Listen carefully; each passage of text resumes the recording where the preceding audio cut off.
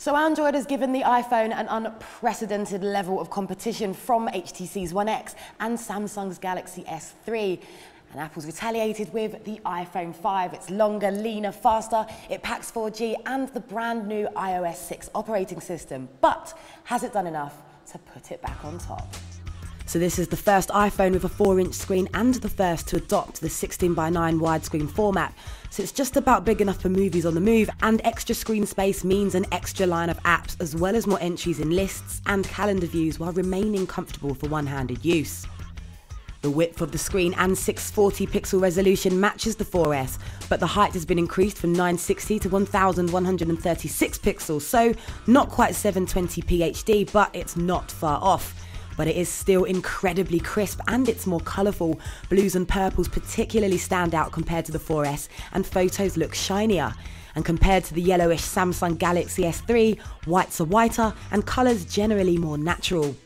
Oddly, the extra space isn't utilised by the landscape keyboard, and only Apple's own apps take advantage of the extra screen space right now, meaning existing apps are surrounded with black untouchable strips at either end. But iOS still dominates app territory, and we can imagine essential apps will be updated very soon. Now, at a quick glance, the iPhone 5 could very easily be mistaken for a 4S, but the back is where it's at, as the glass has been mostly replaced by a panel of wraparound aluminium, and the quality of finish is fantastic. And at 112 grams and 7.6 millimeters thin, the reduced weight and thickness is rather striking when you pick it up for the very first time.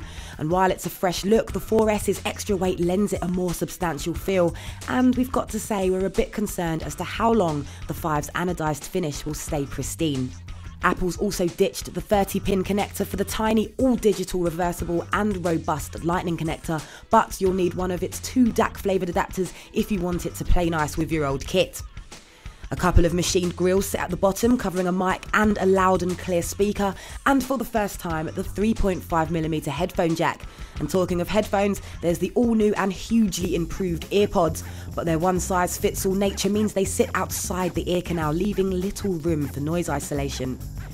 The new A6 processor makes a palpable difference to the overall speed of the iPhone 5. There are shorter in-app loading times compared to the 4S, smoother 2D and 3D graphics, and a general reduction in waiting when zipping around from app to app.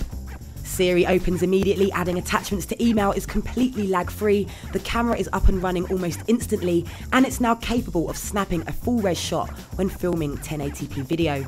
To put it bluntly, this is the fastest, smoothest, most seamless smartphone experience money can buy, and there's no noticeable death grip. Moving on to the camera, and the iPhone 5 snapper rocks the same 8-megapixel resolution and f2.4 lens as the 4S, but it's been upgraded.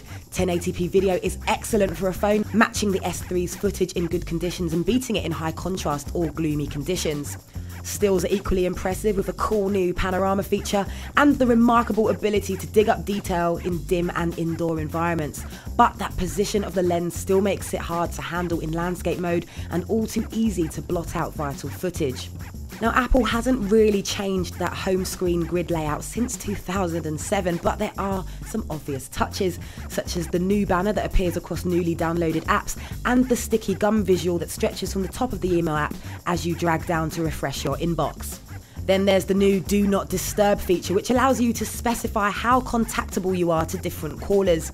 Facebook is now just as integrated as Twitter, so you can post photos directly from the also subtly upgraded Photos app, as well as use Siri. Friends' birthdays also appear in calendar and phone numbers in contacts. The shared photo stream can send notifications to your friends whenever you add a new photo. FaceTime now works over 3G as well as Wi-Fi, and there's a VIP inbox, which automatically filters messages from your chosen contacts. Just as usefully, you can now assign different email signatures to different accounts as well. It's not exactly revolutionary, but it is a brilliantly intuitive operating system. But we've got to say, Android's home screens are more exciting, more instantly informative and fresh. Now, both iTunes and the App Store have been given a slick refresh, pulling in more information on each page and reading less like a list, with numerous flickable carousels to browse through and tabs to click on for more comprehensive user reviews and ratings. Then there's Apple's Maps, but the switch from Google Maps is something of a mixed blessing. The headline feature has got to be Flyover, which introduces interactive 3D models which are limited to selected cities worldwide. The practical applications of the tech are limited, but there's no denying zooming in and spinning your map around the circumference of buildings is impressive. It may be a gimmick, but it is brilliant. Maps can also be used as a full-on sat-nav with voice-augmented turn-by-turn navigation, estimated time arrivals, live traffic updates and more. It's decent, but a distance behind Android's Google Maps in terms of its search skills and knowledge of dead ends and one-way systems. iOS 6 has also made Siri far more useful and the whole experience more natural and conversational. For example, it can now answer movie-related questions associated with Rotten Tomatoes, even poorly constructed ones. And Siri will answer your sports-related questions. Now, services are limited, so the football results are Premier League only, for example, but we do finally get the local businesses functionality. Now, possibly the iPhone 5's most trumpeted feature is 4G LTE. Everything Everywhere's 4G nano SIMs aren't available just yet, but the 5 was noticeably faster loading pages on the go than the 4S was. Dual-band wireless N Wi-Fi is also a bonus and makes for extremely nippy downloading.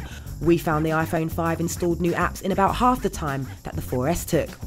And disappointingly, there's no NFC, but there is Passbook, which allows you to keep all of your loyalty cards, gig tickets and boarding passes in a single digital wallet for simple paper-free exchanges, but sadly this feature wasn't live at the time of testing.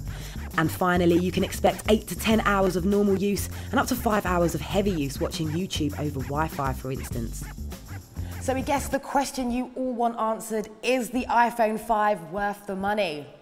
Absolutely, it's certainly done enough to reclaim that #1 smartphone spot, just not as extravagantly as it's done in the past. It performs with flawless operation on a screen that's absolutely stunning. It's not flashy or radical, but it is a significant improvement over what was an already excellent device.